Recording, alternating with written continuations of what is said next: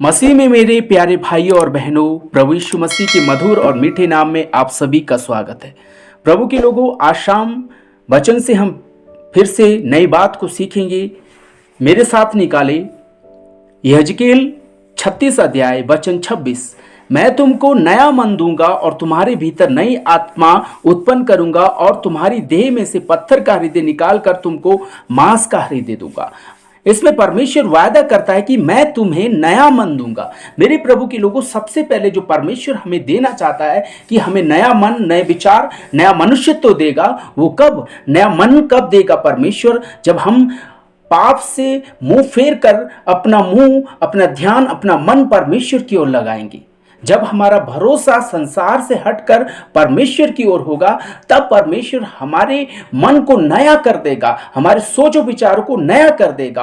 और ये कैसे होगा? जब हम प्रभु यीशु मसीह पर विश्वास करेंगे, जब हम पश्चाताप करेंगे और प्रभु यीशु मसीह पर विश्वास करेंगे कि प्रभु यीशु मसीह ही हमारा उद्धार करता है। संसार से अपना ध्यान हटाकर परमेश्वर की ओर लगाएंगे, संसार से अपना मुख फेर कर परमेश्वर की ओर लगाएंगे, संसार से अपना प्रेम हटाकर परमेश्वर की ओर लगाएंगे, तब परमेश्वर पवित्र आत्मा की सामर्थ्य से हमारे मन को नया करेगा, हमारे सोचों को नया करेगा। हमारा अब ध्यान परमेश्वर पर होगा, हमारा झुकाव परमेश्वर पर होगा, हमारी निर्भरता परमेश्वर पर होगी, हमारा प्रेम परमेश्वर पर होगा।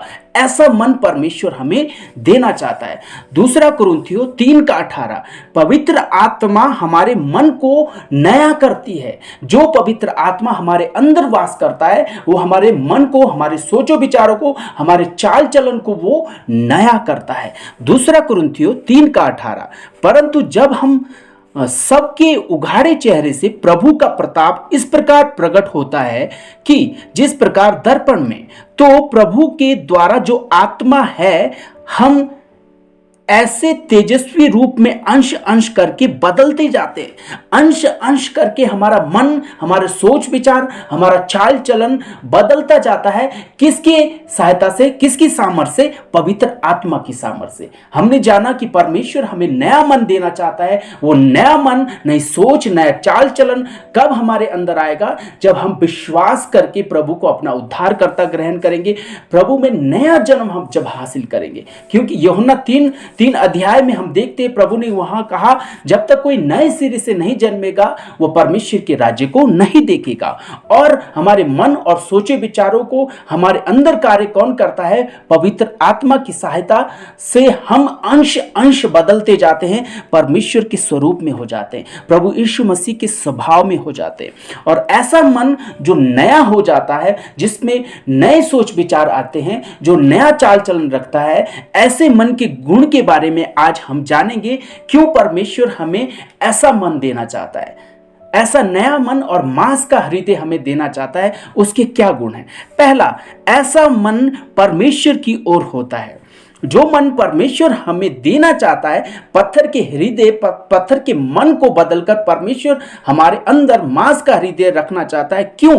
क्योंकि ऐसा मन संसार में नहीं होता, ऐसा मन परमेश्वर की ओर होता है। पहला राजा 8 अध्याय वचन 58, वह अपना मन अपनी ओर ऐसा फिराए रखे कि हम उसके सब मार्गों पर चला करें और उसकी आज्ञाएं और विधियां और नियम, जिन्हें उसने हमारे पुरखाओं को दिया था, नित्य माना करें। ऐसा मन परमेश्वर की ओर होता है। जो नया मन परमेश्वर हमें देता है, जो नया मन पवित्र आत्मा की सहायता से हमारे अंदर कार्य करता है, ऐसा मन परमेश्वर की ओर होता है। दूसरा, ऐसा मन परमेश्वर से प्रेम रखने वाला होता है। जो नया मन परमेश्वर हमारे अंदर देना चाहता है, वो संसार से, संसार की वस्तुओं से प्रेम नहीं रखता। वो ऐसा मन परमेश्वर से प्रेम रखता है। व्यवस्था विवरण 30 अध्याय वचन 6, व्यवस्था विवरण 30 अध्याय वचन 6, और तेरा परमेश्वर यहोवा तेरे और तेरे वंश के मन का खतना करेगा कि तू अपने परमेश्वर यहोवा से अपने सारे मन और सारे प्राण के साथ प्रेम करे, जिससे तू जीवित रहे। ऐसा मन जो परमेश्वर हमें देना चाहता है, उस मन की क्या गुण है?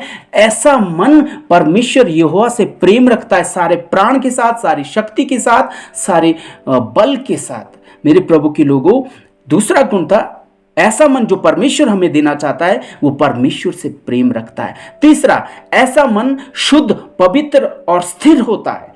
चंचल नहीं होता, ऐसा मन शुद्ध और पवित्र होता है, परमेश्वर के प्रति पवित्र होता है, शुद्ध होता है, हमेशा परमेश्वर की ओर ध्यान होता है, परमेश्वर की ओर निर्भरता होती है।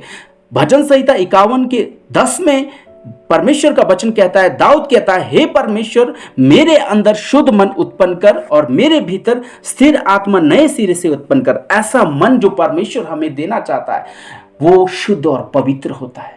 ऐसा मन परमेश्वर जो हमें देना चाहता है वो स्थिर होता है, वो चंचल नहीं होता, उसमें कोई असाध्य रोग नहीं लगा रहता। उसका इलाज परमेश्वर करके हमें देता है ताकि हम परमेश्वर के प्रति सोचें, परमेश्वर से प्रेम रखें, परमेश्वर की आज्ञाकारिता में रहे, परमेश्वर पर विश्वास करें। ऐसा मन हमने यहाँ पर गुण देखा, ऐसा मन परमेश्वर की ओर होता है, परमेश्वर पर निर्भर करता है, ऐसा मन परमेश्वर से प्रेम रखता है, ऐसा मन शुद्ध और स्थिर होता है, और ऐसा मन जो परमेश्वर हमें देना चाहता है वो परमेश्वर के प्रति आज्ञाकारी होता है, परमेश्वर पर निर्भर होता है, परमेश्वर के वचन के अनुसार चलने वाला होता है और परमेश्वर पर भरोसा रखने वाला होता है।